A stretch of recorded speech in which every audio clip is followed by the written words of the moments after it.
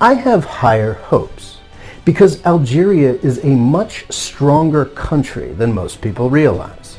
Over the past month, I have covered the disaster in Libya and the extraordinary accomplishments of Tunisia. It's tempting to claim that Algeria could follow in the footsteps of either of these two neighbors, but that undersells both the potential and the risk here. Algeria is a different class of country from either Libya or Tunisia. On the most obvious level, there are 40 million Algerians, not 6 or 12 million. Algeria is a serious regional power, and a successful transition to representative democracy there could change the entire Arab world.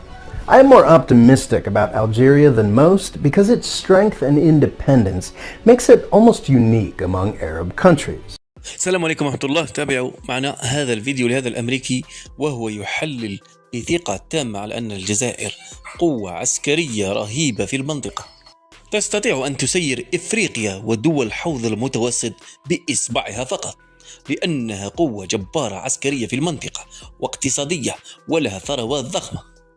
ويرى أن مستقبل الجزائر العظيم يشكل خطرا على دول جنوب أوروبا. تحليل لهذا الأمريكي يجعلك تفتخر أنك ولدت في الجزائر. The regime obviously wants less, and many outsiders are now confidently predicting disaster. Disaster is certainly a possibility, but I have higher hopes because Algeria is a much stronger country than most people realize. Over the past month, I have covered the disaster in Libya and the extraordinary accomplishments of Tunisia. It's tempting to claim that Algeria could follow in the footsteps of either of these two neighbors, but that undersells both the potential and the risk here. Algeria is a different class of country from either Libya or Tunisia. On the most obvious level, there are 40 million Algerians, not 6 or 12 million. Algeria is a serious regional power, and a successful transition to representative democracy there could change the entire Arab world. I am more optimistic about Algeria than most because its strength and independence makes it almost unique among Arab countries. If I were making this video back before the 2014 oil price crash, I'd probably start a conversation about Algerian power by talking about its massive oil and gas industry. That industry is now more of a liability than a strength. The price crash is one of the main reasons these protests are happening. But Algerian strength is not just about petroleum. It's about history.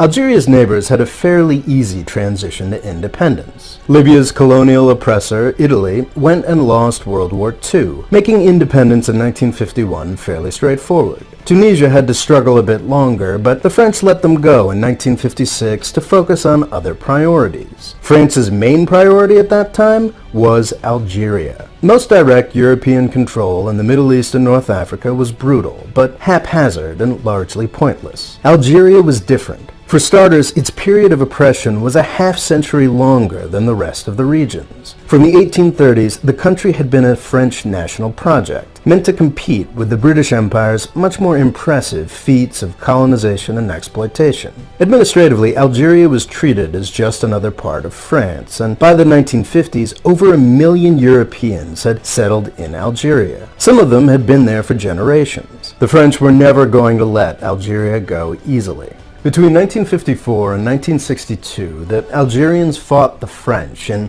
one of the most brutal wars of independence the world has ever seen, killing an estimated 300,000 people. Back in 2013, I visited Algeria and I was very impressed. It's like a memory of a vanished world. All the streets are named after mid-20th century revolutionary heroes. It's a place that shouts defiance of the imperial oppressor. You know, people like me. Algeria traditionally doesn't like the United States much. Officially, they were non-aligned, but in their rhetoric and reputation, they were very much on the other side of the Cold War. That may have bugged me 32 years ago, but now Algeria's fierce independence is something that I think the Arab world can use. Every other country in the region is heavily reliant on the United States or its Gulf state colonies. After 9/11, the Algerian regime did start working with the United States in limited limited counter-terror capacities, but they have always kept the world hegemon at arm's length. Algerians remember their fierce battle for independence. You may be getting the sense that I find the Algerian regime weirdly impressive. I hate to admit it, but I think you may be right. They're the last representatives of the old Arab nationalist dream that held so much promise over a half-century ago. Both Egypt and Syria still pay lip service to those ideas, but those countries are obviously the playthings of outside powers. Algeria really still is independent. Unfortunately, it took a high degree of brutality both to get them there and keep them there. This brutality is a product of the independence struggle itself. If you haven't seen the Battle of Algiers, you are really missing out. The thinly fictionalized film was made with the participation of some of the fighters just a few years after victory. It doesn't skimp on the evils committed by the French or by the Algerians. It's one of the best films of the 20th century. The French were kicked out by necessarily brutal men and women. After independence, unfortunately, that brutality was sometimes turned against the Algerian people. In 1988, in part as a result of the last oil price crash, the Algerian people had had enough. They demanded a say in their own government, and the regime at the time decided to give it to them, setting up multi-party elections. Nobody else in the region was trying something like that back then. Algeria was far ahead of its time.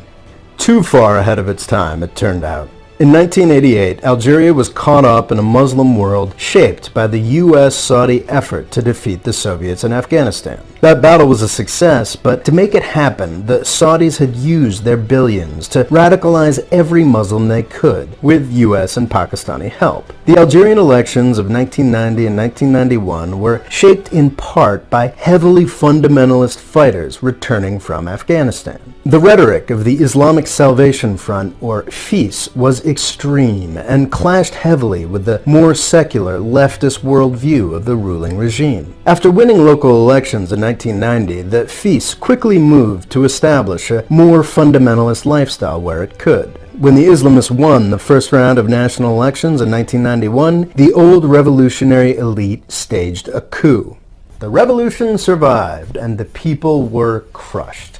It took a decade of blood and at least another 100,000 lives to get them there.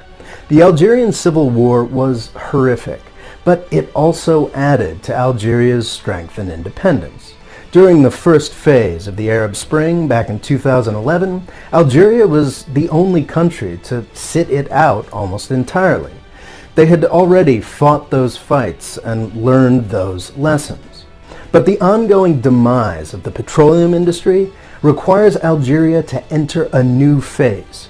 So far, this new conflict between people and regime has been extraordinarily civilized. Nobody wants to go back to the 1990s. The protesters don't want chaos, they just want change, and they deserve it. The regime and other stakeholders don't want chaos, but they know that they need to change too. There is no reason these elements can't all work together to build a better country, to stay there. Peace and democracy are very, very possible for Algeria. We know this because peace and democracy already exist in Tunisia, right next door. If Algeria can figure it out, then we will have over 50 million people in two countries living in peace and prosperity right next door to each other. This would provide a stronger basis for power and prosperity for both countries. It would also provide a shining example to the Arab world. Algeria has a brutal history, but it's also an inspiring one. Looking back over the past 2 months, it's amazing how much has already been accomplished. If Algerians can continue to triumph over their own history and trust each other, there is no limit to what can be accomplished.